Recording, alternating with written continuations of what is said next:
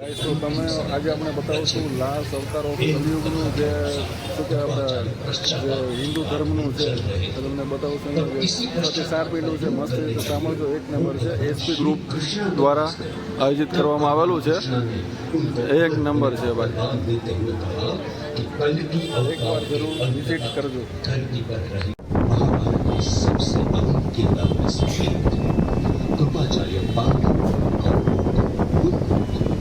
महाभारत के दौरान कृपाचार्य कौरवों का पक्ष लेना नहीं चाहते थे, लेकिन उनके भांजे अश्वत्थामा के कहने पर कौरवों का पक्ष लिया था. आपको जानकर हैरानी होगी कि कृपाचार्य उन योद्धाओं में से थे जो महाभारत के युद्ध में अंतिम समय तक बचे हुए थे. एक कथा के अनुसार कृपाचार्य पश्चाताप की आग में जल रहे थे. तब इसी पश्चाताप को दूर करने के लिए वो भगवान श्री कृष्णा के पास गए. तब भगवान कृष्णा ने उनको अमर होने का वरदान देते हुए कहा कि कल की अवतार के अंत तक धरती पर रहना होगा. और इसी वजह से कृपाचार्य आज भी कल की अवतार का इंतजार कर रहे हैं. परशुराम सदैव एक कुल्हाड़ी रहती है जिसे परशु कहा जाता है. इसी कुल्हाड़ी से उन्होंने 21 बार पृथ्वी को क्षत्रिय विहीन कर दिया था.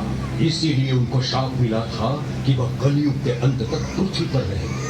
माना जाता है कि भगवान परशुराम आज भी जीवित है और वो महेंद्रगिरी पर्वत पर तपस्या कर रहे हैं. झारखंड की राजधानी रांची के करीब गुमला जिले में एक पहाड़ी है जहाँ स्थित है डांगीनाथ धाम. इस धाम के एक मंदिर में मौजूद है भगवान परशुराम का फरसा. वैसे तो यह फरसा खुले आसमान के नीचे है, लेकिन आज तक इसमें कभी जंग नहीं लगा. जब फरसे के आसपास खुदाई की तो जमीन से काले बिच्छू निकल आए. बिच्छू निकलने के कारण खुदाई रोकनी पड़ी. तभी से इस फरसू की लोग पूजा कर रहे हैं. हनुमान जी भगवान शिव के अवतार माने जाते हैं. ऐसा कहा जाता है कि हनुमान जी आज भी धरती लोक पर मौजूद है. हनुमान जी को अमरता का वरदान माता सीता ने दिया था. जब माता जानकी की खोज में हनुमान जी रावण की लंका पहुंचे और माता सीता से अशोक वाटिका में मिले. प्रभु राम की अंगूठी पाकर माता ने प्रसन्न होकर बजरंगबली को ये वरदान दिया ताकि वे इसी तरह भगवान राम के सभी भक्तों की रक्षा करते रहे.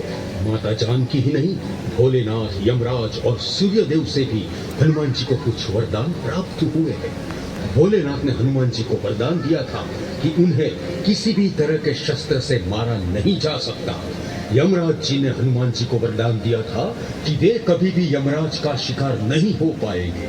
ऐसा कहा जाता है कि हर 41 साल में बजरंगबली श्रीलंका के मातंग कबीले में ब्रह्म ज्ञान देने आते हैं. और आज भी हनुमान जी हमारे बीच में ही है और प्रभु श्री राम के भक्त की रक्षा करते हैं. राजा प्रहलाद के वंशज थे. पौराणिक कथाओं के अनुसार भगवान विष्णु ने राजा बलि के घमंड को तोड़ने के लिए वामन अवतार लिया था. एक बार श्री हरि राजा बलि के यज्ञ में शामिल हुए. यज्ञ के दौरान ही सभी ब्राह्मण अपने लिए राजा बलि से कुछ न कुछ दान मांग रहे थे. जब वामन देवता की बारी आई, उन्होंने सिर्फ 3 पग भूमि राजा बलि से मांग ली. तब राजा बलि और उपस्थित सभी ब्राह्मण हंस पड़े. राजा बलि ने कहा कि आप अपने छोटे छोटे पैरों से कितनी जमीन नाप पाओगे, और कुछ मांग लो. लेकिन वामन देवता अपनी मांग पर डटे रहे. तब राजा बलि ने कहा, जहां आप चाहो 3 पग जमीन ले लो. तब ब्राह्मण देवता ने अपना विराट रूप धारण किया और एक पग में देवलोक और दूसरे पग में पृथ्वी और पाताल लोक नाप लिया. इसके बाद उन्होंने कहा कि तीसरा पग कहाँ रखूं राजन. राजा बलि ने अपना सिर आगे कर दिया और वामन देवता ने राजा बलि के सिर पर पैर रखकर उन्हें पाताल लोक में बसा दिया. इससे उनकी प्रजा काफी दुखी हुई. इस प्रजा का प्रेम देखकर श्री हरि ने वरदान दिया कि वे हर साल में एक बार अपनी प्रजा से मिलने के लिए आ सकेंगे. इस दिन को केरला में अणोम का त्योहार के रूप में मनाया जाता है. आज भी पाताल लोक में राजा महाबली अपनी मुक्ति के लिए कल की अवतार की प्रतीक्षा कर रहे हैं. विभीषण। विभीषण महर्षि लंकापति रावण और कुंभकर्ण के छोटे भाई थे। विभीषण श्री राम के बड़े भक्त थे। उन्होंने हमेशा रावण को सही मार्ग और धर्म के मार्ग पर चलने की सलाह दी। विभीषण राक्षस कुल से विपरीत स्वभाव के होने के कारण रावण ने इन्हें अपमानित करके लंका से निकाल दिया था। बाद में ये श्री राम के शरण में आए और राम और रावण के युद्ध में धर्म अर्थात श्री राम का साथ दिया। रावण के वध के बाद भगवान राम ने इन्हें लंका का राज्य सौंप दिया और इनकी धर्म परायणता के कारण इन्हें श्री राम ने चिरंजीवी होने का वरदान दिया। जैसे विभीषण ने त्रेता युग में श्री राम का साथ दिया था, वैसे ही वे कलयुग में कल की अवतार में भी साथ देंगे।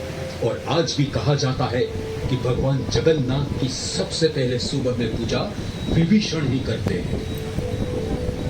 अश्वत्थामा। आज हम बताएंगे ऐसे महान शख्स के बारे में जो 5000 सालों से जिंदा है। उसके लिए अमृता कोई वरदान नहीं बल्कि एक श्राप है। मैं बात कर रहा हूँ गुरु द्रोण के पुत्र अश्वत्थामा की, जिसे इस सृष्टि के अंत तक जिंदा रहते हुए यहाँ वहाँ भटकने का श्राप मिला था। अश्वत्थामा गुरु द्रोणाचार्य के पुत्र थे। जन्म के बाद उसके सिर पर एक दिव्य मणि प्रकट हुई थी, जिससे कोई भी देव, दानव या जानवर से उनकी रक्षा होती थी। जी न्यूज की टीम ने नीलोटीनाथ मंदिर में अपने कैमरे के साथ वहां रुके थे ताकि पता चल सके कि कौन अंदर आता है। वहां कोई नहीं आया, लेकिन सुबह सुबह जब दरवाजे खोले गए तो उन्होंने पाया कि बंद परिसर में प्रार्थना पहले ही की जा चुकी है, क्योंकि वहां जल और फूल बिखरे हुए थे।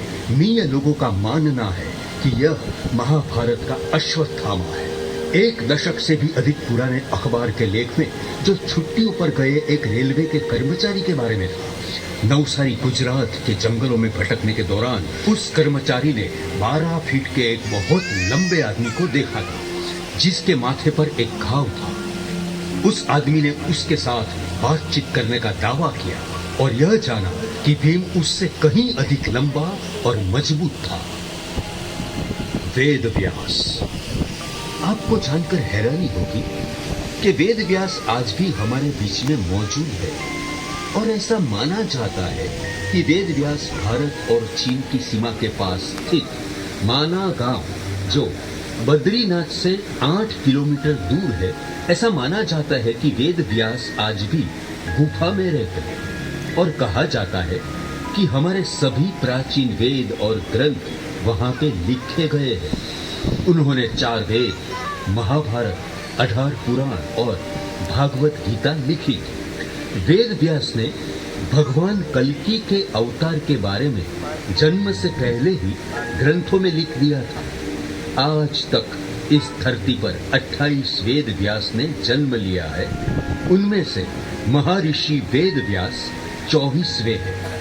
वैसे तो हम हर साल गुरु पूर्णिमा मनाते हैं, लेकिन क्या आप जानते हैं कि गुरु पूर्णिमा महर्षि वेद व्यास की जन्मतिथि है। महर्षि व्यास को वेद व्यास के नाम से भी जाना जाता है।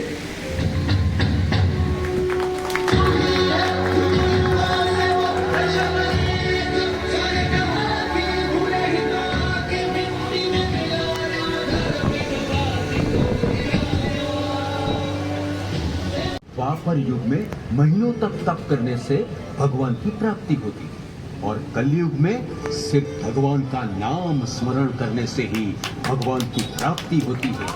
इसीलिए 4 युगों में कलयुग को सर्वश्रेष्ठ माना जाता है।